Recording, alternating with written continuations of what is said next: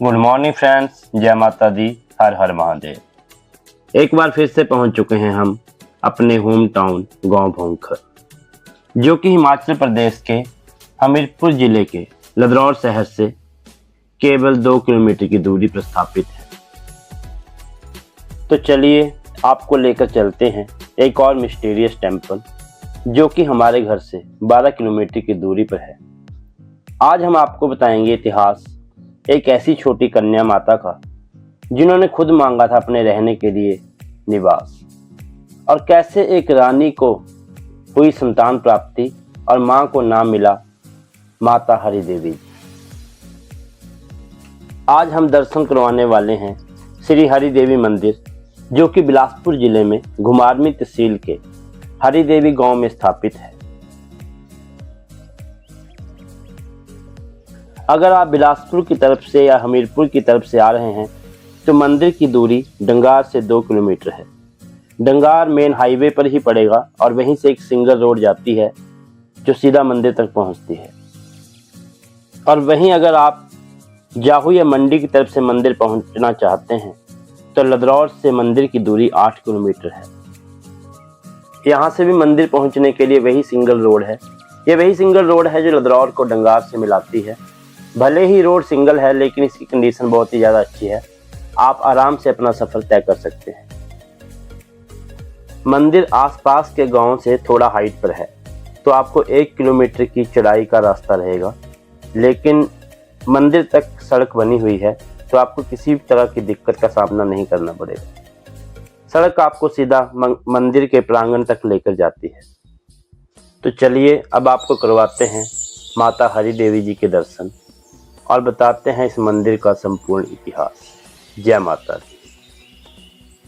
कई सौ वर्ष पहले जब गांव के लोग और बच्चे अपने मवेशियों को चराने के लिए डंगार के साथ की पहाड़ियों पर जाया करते थे, तो एक अद्भुत कन्या उनके साथ खेलने के लिए आ जाती थी। बालिका के मुख पर प्रकाशमय तेज था।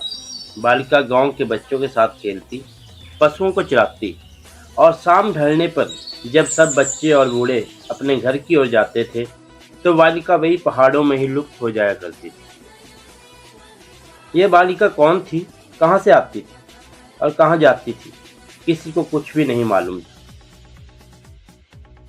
ऐसे ही समय बीतता गया और वही बालिका एक दिन एक वृद्ध व्यक्ति के स्वप्न में प्रकट हुई और बताया कि मैं एक देव कन्या हूँ और गांव की चरागाह में शिला के रूप में स्थापित हूँ।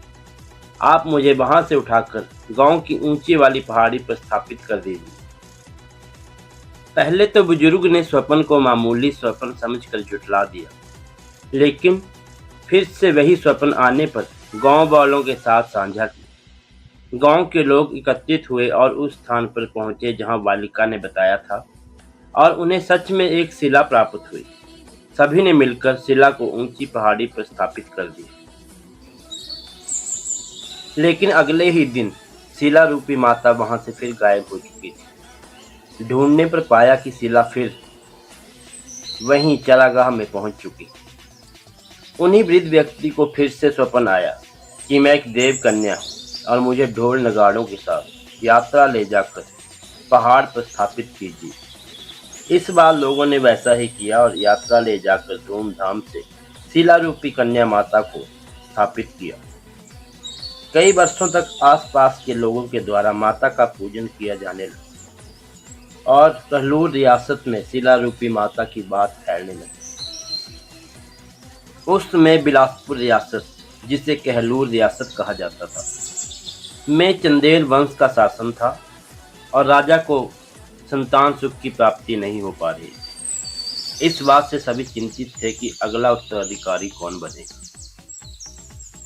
रानी नगरदेई, जो कि उस समय रियासत के राजा देवी चंद की महारानी थी, एक दिन गांव डंगार से पालकी में बैठकर गुजर रही थी, तो रानी की नज़र पहाड़ की चोटी पर स्थापित शिला पर पड़ी। तो उन्होंने कहारों को पालकी रोकने के लिए कहा और कहारों से उस शिला रूपी माता का पूरा वर्णन पूछा। कहारों से शिला रूपी माता का पूरा वृत्तांत सुनने के बाद रानी नगरदही ने वहीं से शिला माता को प्रणाम कर मन्नत मांगी कि हे माँ, मेरी गोद हरी कर दें, मैं आपका इसी स्थान पर मंदिर बनवाऊंगी। अगले ही वर्ष विक्रमी संवत 1831 में मां के आशीर्वाद से रानी को पुत्र की प्राप्ति हुई, जिसका नाम महाचंद रखा गया। कहलूर रियासत में जश्न का माहौल था और पहाड़ी पर माता हरि देवी के मंदिर का निर्माण करवाया था। आज भी यह मंदिर मुख्य मंदिर के रूप में विद्यमान है और उसी समय के मंदिर के नाम से माता श्री हरि देवी का नाम रखा गया। आसपास के लोगों की और चंदेल वंश के लोगों की मां हरि देवी ही कुल देवी है। हर दिन मंदिर में लोग दूर दूर से मनोकामना पूर्ति और दर्शन के लिए आते रहते हैं। मनोकामना पूर्ण होने पर लोगों के द्वारा लंगर भी लगाया जाता है और लंगर के लिए भी यहाँ पर पूर्ण व्यवस्था की गई है। इस समय मंदिर में निर्माण कार्य चल रहा है और अगर आप भी तन मन और धन के माध्यम से इसके लिए सहयोग करना चाहते हैं तो कर सकते हैं। डिस्क्रिप्शन में मैंने एक नंबर दिया है, आप उस नंबर पर भी गूगल पे कर सकते हैं, जो कि मंदिर के निर्माण के लिए यूज किया जाएगा। वीडियो को लाइक, शेयर और कमेंट करना बिल्कुल ना भूलें। जल्द ही मिलेंगे एक नई वीडियो में। तब तक के लिए जय माता दी, हर हर महादेव।